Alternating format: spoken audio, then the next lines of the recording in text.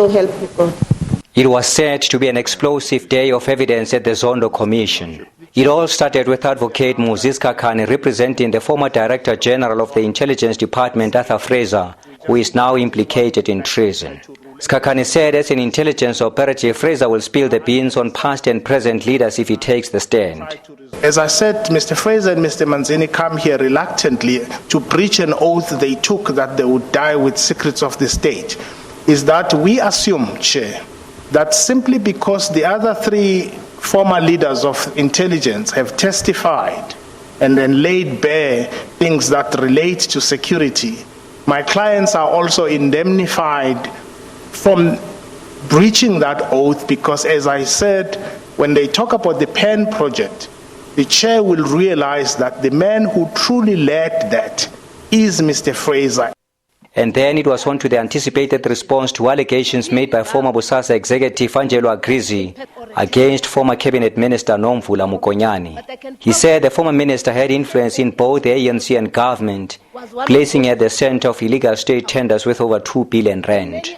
And he alleged he was paid a monthly 50,000 rand to help win these tenders. He goes on to say, BOSASA gave you presents and gave you money monthly, as you would have heard. And he says, all this from what Mr. Governor Watson told him, that is Mr. Agrizzi, was done effectively to buy your influence, because he says Mr. Governor Watson kept on saying to him that you are a very influential person both in government and in the ruling party. But Mokonyane has refuted this claim as fabrication. He came to my house in my absence. He has never sat with me, and as he says he left money in a chair, and yet he says he was inside a meeting. I've never received any cash coming from Gavin Watson, nor also through him, Agrizzi, as he claims that he was once asked. That is not what I know, and that is not what is a fact. Agrizzi also alleged BOSASA made a habit of organizing a Christmas pack for the former minister, which included alcohol and meat.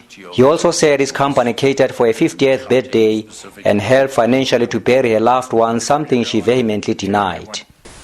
Gavin never bought a coffin for my child.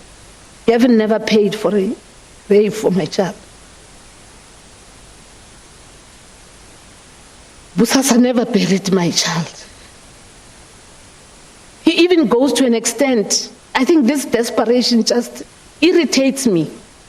The former minister also refuted Agrizzi's version of the features of a residence and accused him of being naive of how the ANC functions. But she accepted that, like other businesses, BOSASA had helped the ANC in its programs and campaigns. Ntebo Mokobo for SABC in Johannesburg.